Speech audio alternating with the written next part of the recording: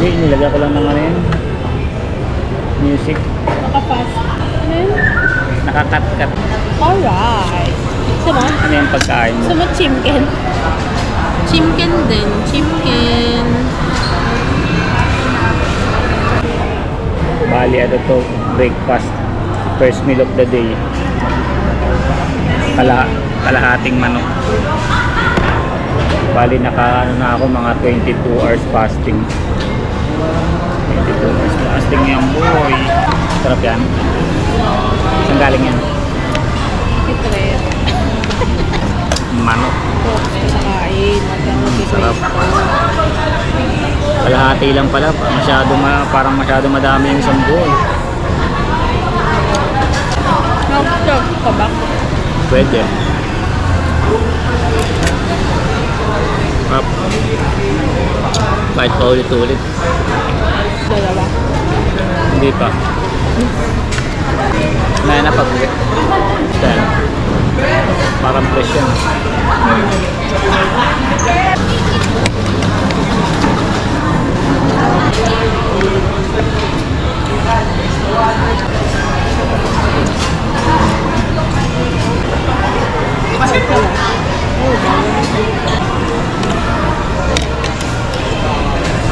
Press mo nga.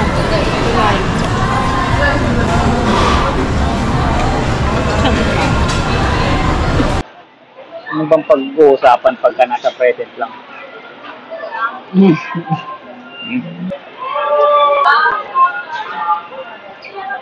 Abulalo. Bakit nilang na isda?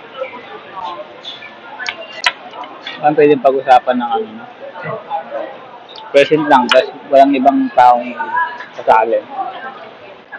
Boring.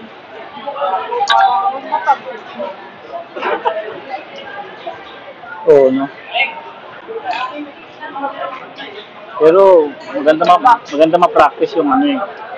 Magandang practice na kwentuhan yung, alam mo yun, hindi pa nakikita. Hindi ba? Ay, puro imagination lang. Parang kwentuhan ng mga baliw. Hindi pa nakikreate. Alam mo yun? Ano kaya yun?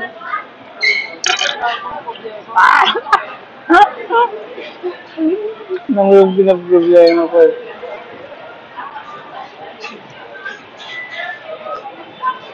Yan, parang mas nai-enjoy natin yung pagkain pagka ano, no? Nasa present lang, no? Parang mas nai-enjoy ko. Kasi naman, focus ka lang sa goal. Present. Kanina, sa office. Bago mo sinabi yun, masaya.